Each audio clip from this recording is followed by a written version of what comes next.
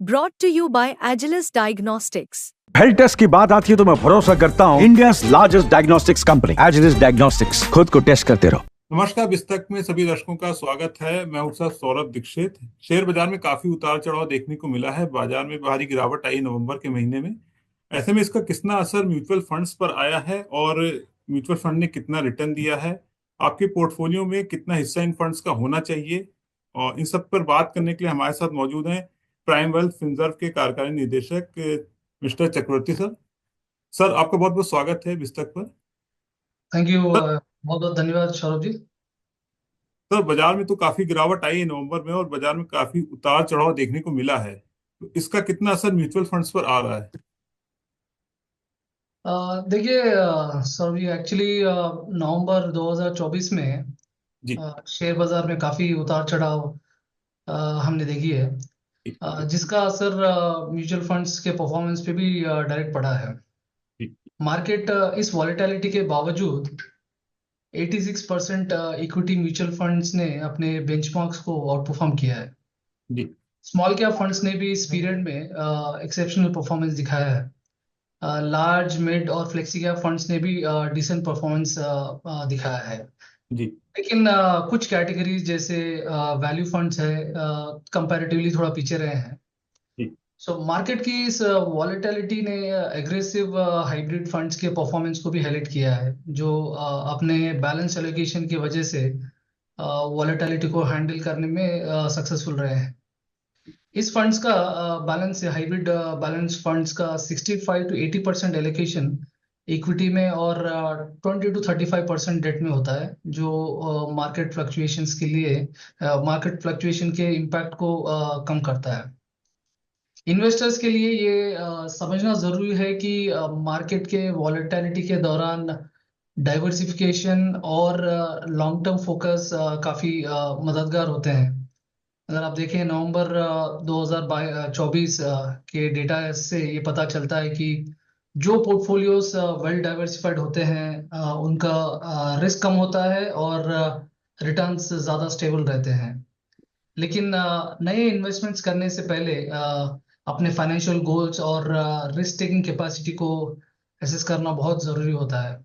अगर किसी इन्वेस्टर को लगता है कि उनका पोर्टफोलियो मार्केट के हिसाब से अलाइन नहीं है, तो उन्हें प्रोफेशनल एडवाइस लेनी चाहिए और अपने इन्वेस्टमेंट्स को रेगुलरली जो है रिव्यू करना चाहिए। सर, बहुत महत्वपूर्ण जानकारी दी है। तो अगला क्वेश्चन इसी पे है सर कि नवंबर में स्मॉल कैप्स फंड्स का रिटर्न जो है दमदार रहा है, और ऐसे में सवाल ये भी कि पोर्टफोलियो में कितना हिस्सा इन फंड्स का होना चाहिए इन्वेस्टर्स के? सही है। नवंबर के महीने में 96% स्मॉल कैप फंड्स ने अपने बेंचमार्क को बीट किया है, जो काफी स्ट्रॉन्ग परफॉर्मेंस दिखाता है। सोचो 28 स्मॉल कैप फंड्स में से 27 ने अपने बेंचमार्क से बेटर रिटर्न दिया है।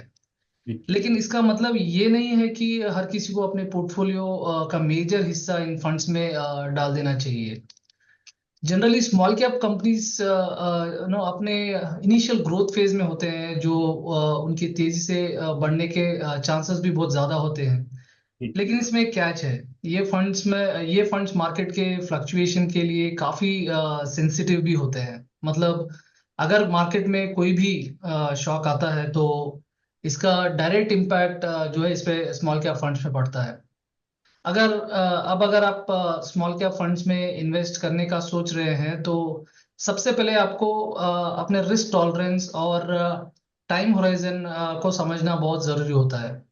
अगर आप हाई रिस्क लेने के लिए रेडी हैं और आपका फोकस लॉन्ग टर्म है, जी जो कि 7 साल से 8 साल और थोड़ा ज्यादा, तब आप अपने पोर्टफोलियो का 1/5 यानी 15 to 20% एलोकेशन जो है स्मॉल कैप फंड्स में आप कर सकते हैं। फॉर एग्जांपल, अगर आप एक हाई रिस्क इन्वेस्टर हो तो आप 20% तक आप आपका एलोकेशन स्मॉल कैप में कर सकते हैं। बट अगर आप थोड़ा मॉडरेट रिस्क लेते हो तो 10 से 15% का एलोकेशन आपको बेस्ट रहेगा।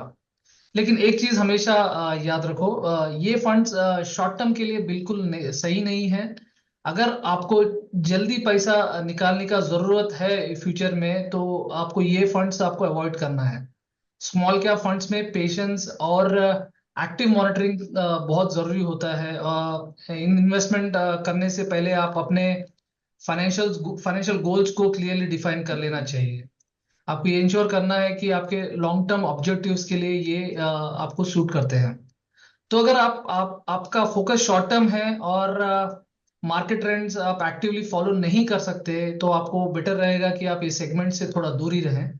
लेकिन अगर आपका फोकस लॉन्ग टर्म है और लॉन्ग टर्म वेल्थ क्रिएशन पे है और आप वॉलेटिलिटी अच्छे से हैंडल कर सकते हैं, तो आप स्मॉल कैप फंड्स में पोर्टफोलियो के लिए आपका स्मॉल कैप फंड्स बहुत स्ट्रॉन्ग एडिशन आप ले सकते हैं।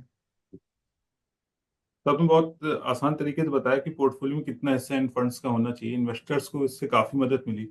सर, काउंटर फंड्स को लेके भी एक सवाल है। काउंटर फंड्स का रिटर्न भी दमदार रहा है। हाँ, कॉन्ट्रा फंड नाम से ही पता चलता है कि एक कॉन्ट्रेरियन अप्रोच फॉलो करते हैं। मतलब मार्केट ट्रेंड के ऑपोजिट जाके इन्वेस्ट करते हैं। ये उन स्टॉक्स या सेक्टर्स में पैसा लगाते हैं जो अभी अंडर वैल्यूड है या मार्केट का फोकस उनमें ज्यादा नहीं है। आइडिया ये है कि उन हिडन जेम्स को आप आइडेंटिफाई करें जो आपको फ्यूचर में अच्छे रिटर्न दे सकते हैं जब मार्केट उनकी पोटेंशियल को समझेगा। अगर आप देखेंगे नवंबर 2024 में कॉन्ट्रा फंड्स ने भी अपने स्ट्रैटेजी काफी अच्छे से दिखाए हैं। अब बात करते हैं इनकी एडवांटेजेस की। तो Contra funds under valued stocks का फायदा जो है उठाते हैं और एक उठाने के लिए एक अच्छा ऑप्शन है। ये आपके पोर्टफोलियो को डाइवर्सिफाई करते हैं। स्पेशली अगर आपका पोर्टफोलियो लार्ज कैप या ग्रोथ स्टॉक्स पे ज्यादा फोकस्ड है, ये फंड्स तब और अच्छा परफॉर्म करते हैं जब आपका मार्केट जो है रिकवरी फेज में होते हैं। लेकिन हर किसी के लिए ये फंड सूटेबल नहीं होते।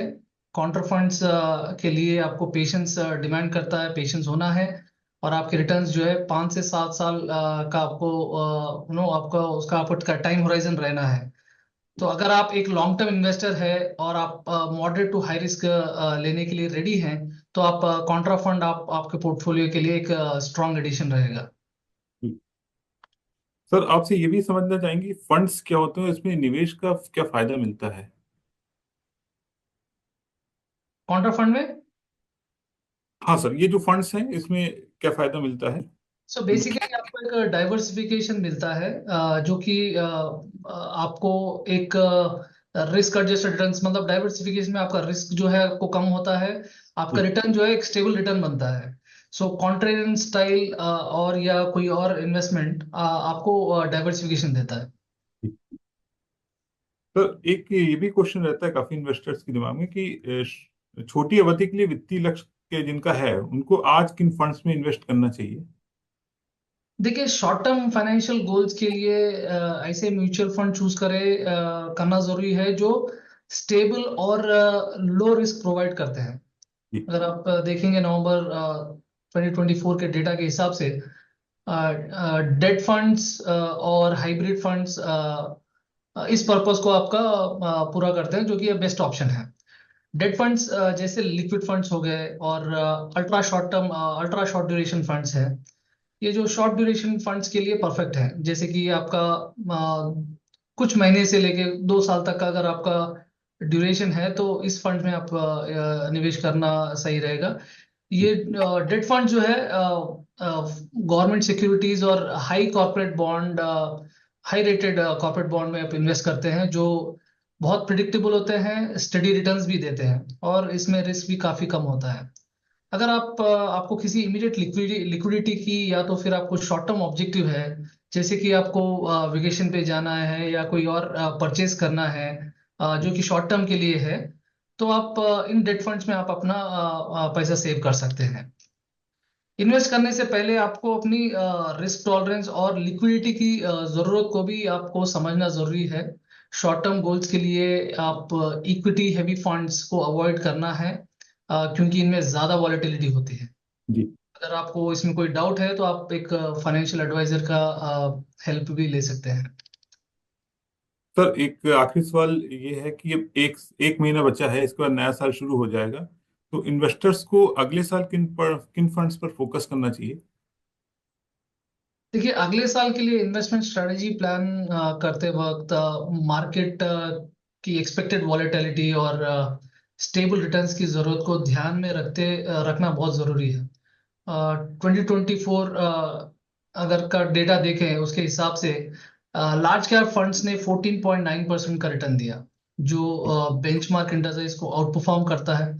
ये फंड्स उन इन्वेस्टर्स के लिए परफेक्ट है जो स्टेबिलिटी और लॉन्ग टर्म वेल्थ क्रिएशन दोनों चाहते हैं।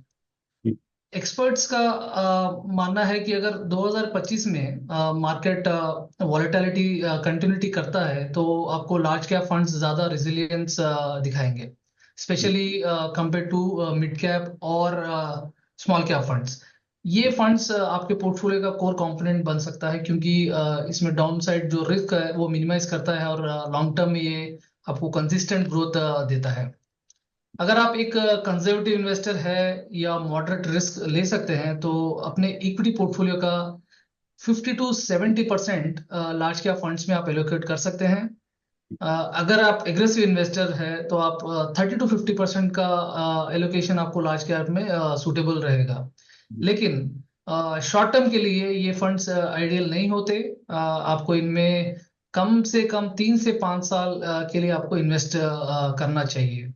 आप एसआईपी के जरिए इन्वेस्ट करने का एक अच्छा ऑप्शन भी है, क्योंकि एसआईपी जो है एक डिसिप्लिन लाता है और मार्केट टाइमिंग की टेंशन को भी निगेट कर देता है। लॉन्ग टर्म व्यू और पेशेंस के साथ लार्ज कैप फंड्स एक रिलायबल चॉइस आपके लिए बन सकते हैं।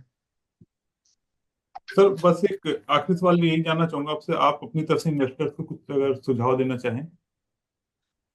हाँ, मैं यही कहूंगा कि आप मार्केट वॉलेटिलिटी में बहुत लोग एग्जिट और एंट्री प्लान करते हैं, ये आप अवॉइड किए और कंटिन्यूटी मार्केट में रहें। आप मार्केट में पार्टिसिपेट करें। ऐसा ना करें कि अभी मार्केट गिर गया है तो मैं इन्वेस्ट करूं, मार्केट बढ़ गया है तो मैं फिर अपना इन्वेस्टमेंट रोक दूं। ऐसा ना करें, क्योंकि लॉन्ग टर्म में अगर आपका आपका इन्वेस्टमेंट लॉन्ग टर्म का है तो आप मार्केट टाइमिंग नहीं करना है, आपको मार्केट में पार्टिसिपेट करना है, वो बहुत इंपॉर्टेंट है। तो मार्केट थोड़ा वॉलेटाइल है तो ये बेटर रहेगा कि आप मार्केट में पार्टिसिपेट करें और अपना इन्वेस्टमेंट, आपका निवेश जो है कंटिन्यू करें और कभी भी आपका इन्वेस्टमेंट ना रोके ना पॉज करें। तो आपने बहुत इंपॉर्टेंट बातें बताई म्यूचुअल फंड इन्वेस्टमेंट को लेके कि किस तरीके से करना है। इससे इन्वेस्टर्स को काफी हेल्प मिलेगी, क्योंकि जिस तरीके से मार्केट गिर रहा है तो काफी इन्वेस्टर, उनका भरोसा म्यूचुअल फंड पर बढ़ा है। तो आपने विस्तृत को समय दिया और इतने इंपॉर्टेंट बातें बताई हैं। आपका बहुत बहुत शुक्रिया सर, बहुत बहुत शुक्रिया सौरभ जी।